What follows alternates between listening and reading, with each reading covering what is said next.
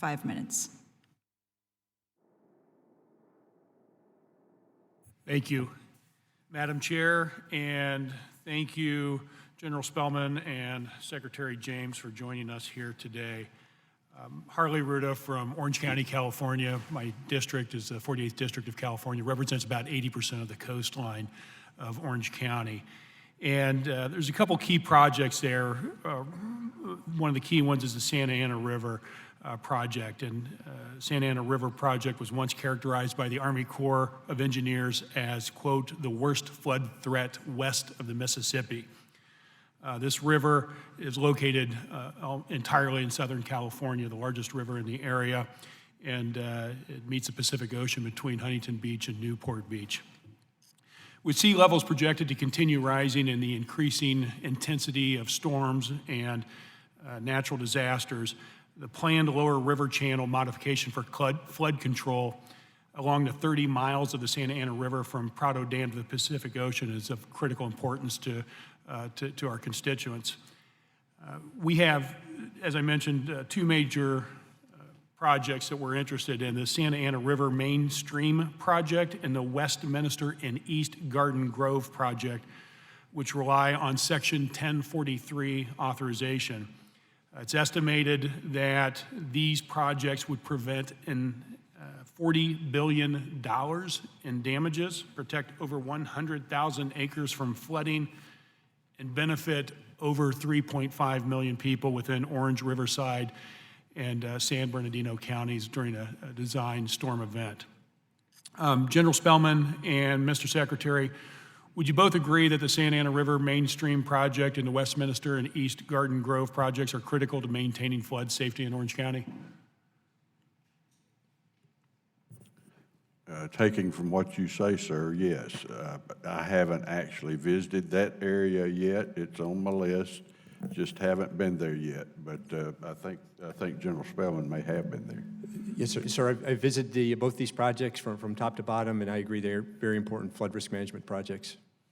And can we kind of go back to a little bit of your testimony a little bit earlier, Secretary? It was about, and General, please jump in as well. I'm just trying to get a better handle of the authorizations, the projects that have been authorized, and how well funded, what the gap is between funding and the projects. Because I believe I read somewhere that based on the president's budget, we are looking at a 100-year time frame to address the currently authorized projects. Of course, that doesn't include any new projects coming on board over that 100 years. So can you give us a little bit more information as to what the delta, what the plug is between what's been authorized and what is actually needed to meet our infrastructure needs in these areas?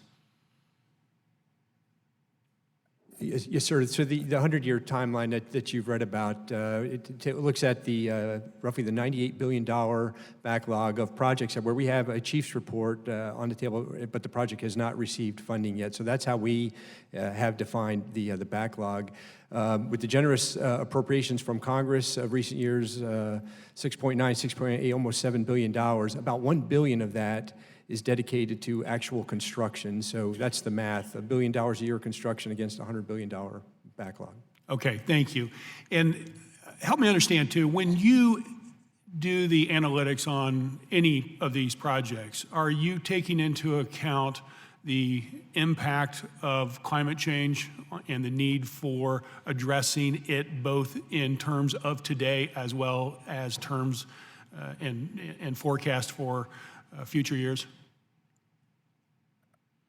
Yes, sir, we do. So the recommendations that we take first to General Semonite and then to Secretary James look at a variety of criteria. As I mentioned earlier, life and public safety, always those projects generally rise to the top of our recommendation. Then we have across the country a number of legal mandates and requirements by court order that we have to fulfill. We have to pursue those projects. Some projects have a national security component to them, generally receive very high priority. And then we get into things like BCRs, economic and environmental returns. And then finally, sir, I would just say what's always high on our list, we want to finish what we start. If Congress has appropriated dollars to begin a project, we want to see it through to completion. And one last question. Does that mean you believe climate change is real and impacting our infrastructure needs? And that question is to both of you. I'm a civil engineer. I'm not a scientist and I'm not a weather forecaster. But I will tell you that we're making every effort, as far as I'm concerned and as far as I know, to build sustainable infrastructure. Now, that means looking at today, Mr. Graves over there, Garrett Graves, mentioned that himself, that we can't look back to 1930s, and we're not doing that. And the technology is so much better today. We're working with NOAA to try to get rain forecast accurate up to 24 hours, within 24 hours. We're not there yet, but we're working on that. Things like that. Now, that's my perspective on your question.